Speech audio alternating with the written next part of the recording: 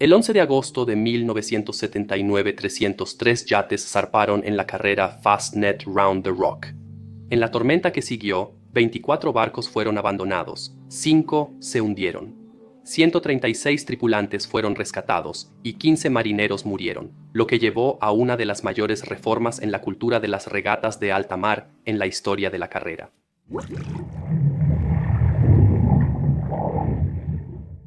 El Grimalkin es un yate de vela de media tonelada y 30 pies de eslora diseñado por Ron Holland y construido por los constructores de barcos Camper y Nicholson.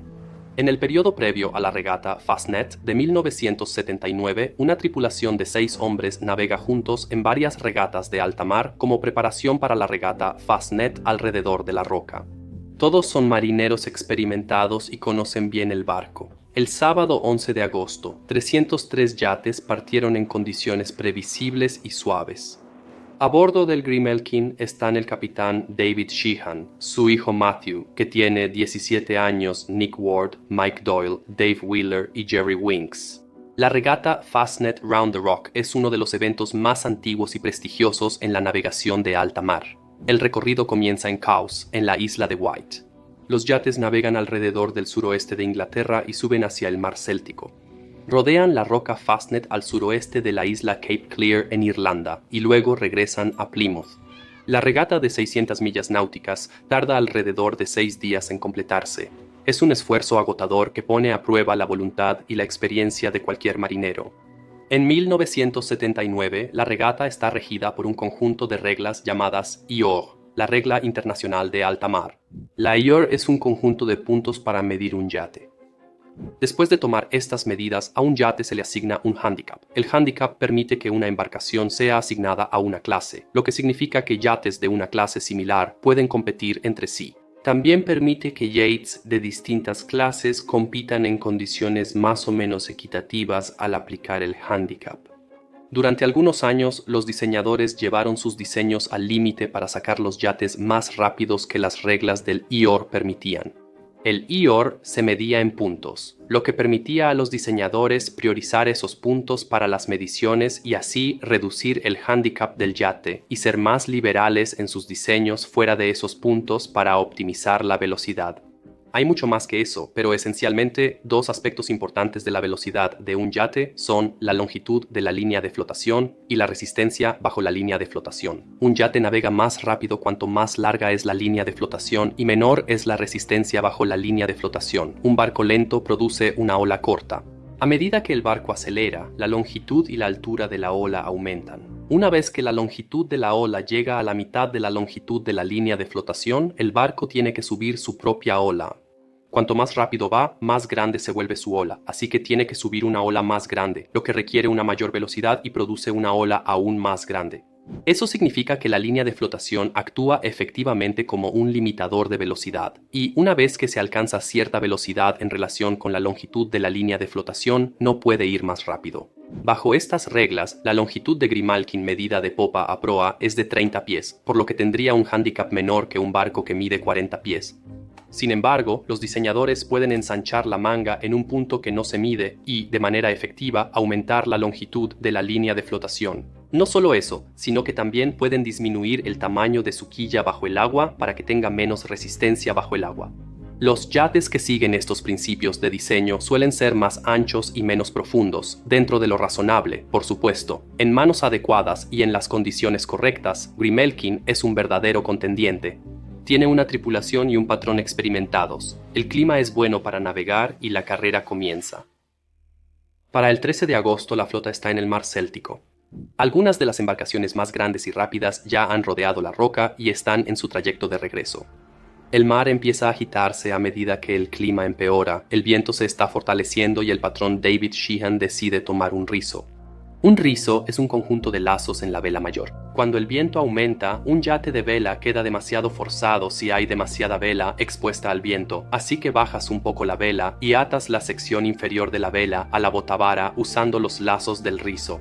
Durante las próximas horas, David iría tomando todos los rizos antes de bajar completamente la vela. Cuando investigo desastres marítimos y reconstruyo los últimos momentos de una embarcación, contar con las imágenes correctas es fundamental. Por eso Storyblocks se ha vuelto una parte esencial de mi flujo de trabajo. Es la herramienta creativa todo en uno en la que confío, reuniendo más de 7 millones de recursos de archivo de alta calidad en un solo lugar. Si necesito recrear la tensión exacta de una tormenta furiosa, puedo obtener al instante imágenes de olas fuertes y combinarlas con el sonido del viento aullando para construir la narrativa. Y si falta algo, utilizo sus herramientas de IA integradas. Con la edición de video con IA impulsada por Runway, puedo personalizar clips rápidamente mientras mantengo todo el control creativo. Y con la narración por IA impulsada por Eleven Labs, puedo crear una voz en off que se adapte a la historia. Debido a que está diseñado para la velocidad y la simplicidad, accedo a toda la biblioteca directamente dentro de After Effects y Premiere Pro usando el complemento de Storyblocks. Me ahorra horas de trabajo cada semana, así que puedo concentrarme en la investigación en lugar de buscar en varias plataformas. Storyblocks me da acceso a una enorme biblioteca de recursos, y con una sola suscripción puedo descargar contenido ilimitado. Es una opción con una excelente relación costo-beneficio. Para empezar a contar mejores historias, ve al enlace en la descripción o escanea el código QR.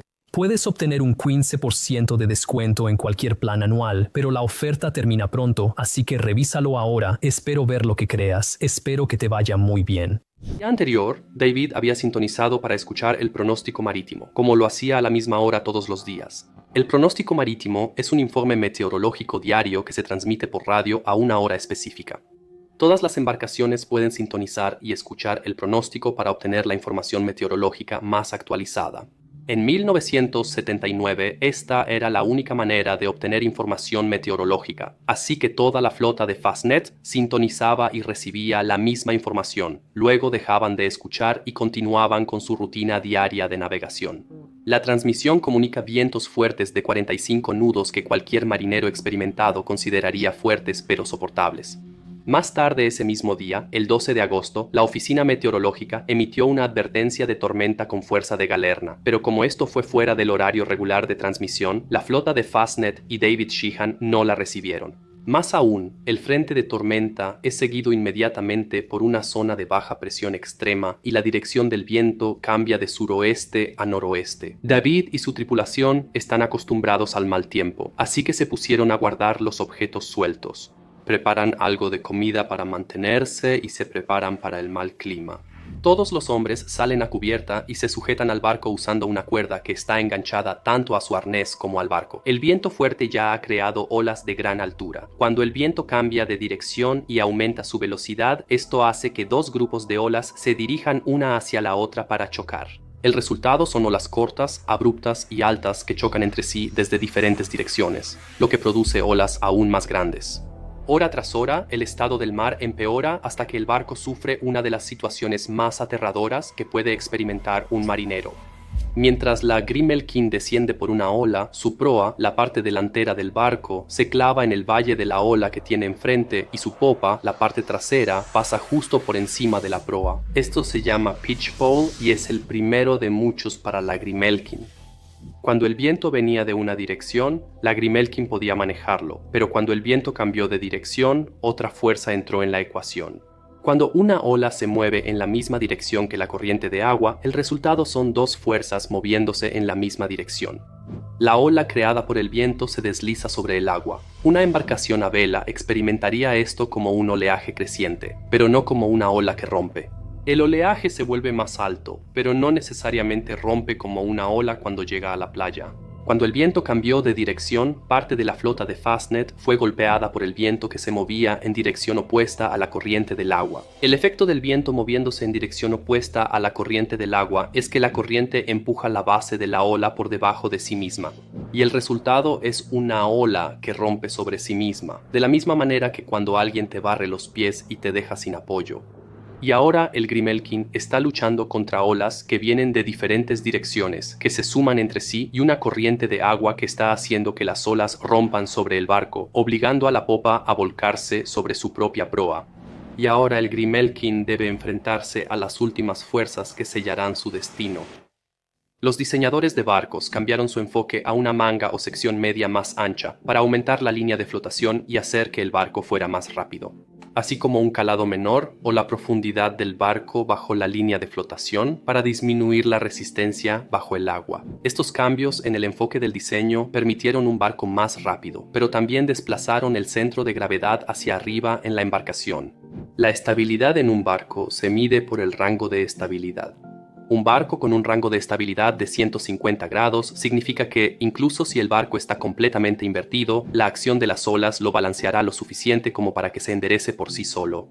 Pero el Grimelkin tiene un rango de estabilidad mucho menor, acercándose a los 90 grados, lo que significa que es muy fácil que se tumbe, y una vez que se ha volcado o ha hecho un pitch fall, depende totalmente de la suerte que logre enderezarse por sí solo. Ahora David y su equipo comienzan la lucha por su vida. Tienen todas las probabilidades en su contra y eso empieza a notarse. La tripulación está exhausta por la tormenta implacable.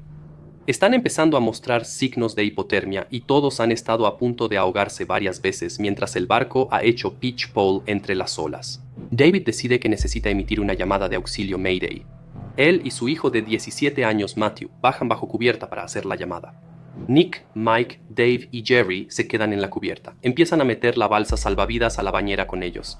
La bañera es la sección del yate donde está el timón y donde los marineros están sentados. No lanzan la balsa salvavidas, simplemente la sacan y la dejan lista para lanzarla si es necesario. Bajo cubierta, David hace la llamada de auxilio Mayday, luego él y Matthew se preparan para otro vuelco más. El almacenamiento en el barco no está diseñado para un barco completamente invertido, así que hay objetos sueltos en la cabina.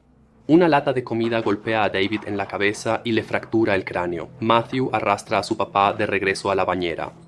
Otra ola vuelca el barco y este no se endereza. Matthew tiene suerte de encontrar una bolsa de aire debajo de la bañera volcada. Después de un tiempo tratando de mantenerse a flote, Nick aparece en la misma bañera. La tripulación está sujeta al barco por sus arneses. Esto es útil para mantenerlos dentro del barco, pero ahora también les impide nadar y salir de debajo del barco volcado. Luego, el mástil cede y se desprende del barco. Casi de inmediato, el centro de gravedad cambia. El mástil ya no es el peso que los mantiene boca abajo y el barco se endereza solo. Matthew ayuda a subir a su tripulación a la bañera del barco. Se detiene por un momento y nota el cuerpo de su papá flotando boca abajo en el mar. Sabe que no puede subirlo a bordo. Él no estaba sujeto cuando el barco volcó y ahora se está alejando para nunca ser visto de nuevo. Nick y Jerry yacen sin vida en la bañera. Mike y Dave inmediatamente lanzan la balsa salvavidas al agua y jalan la cuerda para inflarla. Le gritan a Matthew que salte a la balsa salvavidas. Matthew se vuelve hacia Nick y Dave. Él está dividido entre quedarse con el barco y los cuerpos de sus dos amigos o evacuar a la balsa salvavidas con Mike y Dave. En el calor del momento, él salta a la balsa salvavidas con los dos marineros que aún podían valerse por sí mismos. Durante las horas siguientes, la balsa salvavidas se aleja a la deriva del Grimelkin. Los cuerpos de Ward y Jerry Winks son golpeados mientras la tormenta continúa su embestida. Luego, Nick comienza a recobrar el sentido. Él examina el Grimelkin en busca de señales de vida, pero solo están él y Jerry. Nick escribe en su libro Left for Dead que cuando recuperó la conciencia, Jerry aún estaba vivo. Dejaré un enlace al libro abajo. Es uno de los mejores relatos que he leído sobre el desastre de Fastnet 79 para cuando un helicóptero de búsqueda encuentra el Grimelkin, Jerry ya está muerto. Con el paso de los años, la cultura en las carreras de alta mar cambió. La regla IOR para la medición evolucionó hacia una visión más holística de la preparación de una embarcación para las carreras de alta mar. El IMS, o Sistema Internacional de Medición, eventualmente reemplazó al IOR. El IMS tiene una visión más amplia sobre la inscripción a una regata, incluyendo los sistemas de emergencia a bordo, la finalización de regatas clasificatorias previas por parte del equipo y el rango de estabilidad de una embarcación. Más allá de eso, los capitanes se volvieron más dispuestos a cancelar o retrasar una regata si se preveía que el clima sería demasiado extremo. En varias regatas posteriores, los capitanes optaron por abandonar la competencia después de la salida y buscar refugio en el puerto más cercano cuando se acercaba un clima severo. La tripulación se volvió más consciente de la seguridad con cosas simples, como comprar su propio chaleco salvavidas y arnés en lugar de depender del equipo del barco. No se puede decir necesariamente que todas estas cosas se atribuyan directamente al Fastnet, pero sin duda tuvo su parte de responsabilidad. Salir al mar siempre será una actividad peligrosa. Pero si comparas el desastre del Fastnet 79 con el desastre de Sydney a Hobart 98 que tuvo un sistema de tormentas similar, si no es que peor, puedes notar algunas diferencias. En la carrera de Sydney a Hobart 98, solo el 18% de la flota quedó escorada a 90 grados, en comparación con el 48% en el desastre del Fastnet 79. Y solo el 3% fueron completamente volcados, en comparación con el 18% en el Fastnet. Por supuesto, no se puede comparar una tormenta o una carrera directamente con otra. Al final, si sales a navegar, depende de ti entender las limitaciones de tu embarcación y estar preparado para cualquier condición que se presente. Dejaré enlaces a mis fuentes en la descripción.